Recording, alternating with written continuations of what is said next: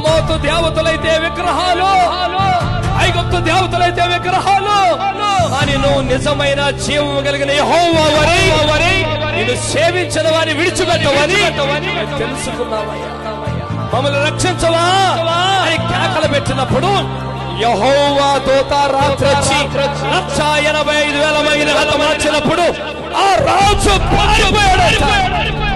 ఈ రోజున కూడా ఇశ్రాయేలు దేశానికి అడ్డుగా వచ్చిన 3-4 దేశాల్ని అదే దేవుడు వణికిస్తా ఉన్నాడు. వారి హృదయాల్లో భయాన్ని పుట్టిస్తా ఉన్నాడు. ప్రతి అంగుళాన్ని వారు రోజు స్వాధీనం చేసుకుంటారు. ఈ సమయంలో మన వాగ్దానాన్ని కూడా మనం స్వాధీనం చేసుకోవాలి.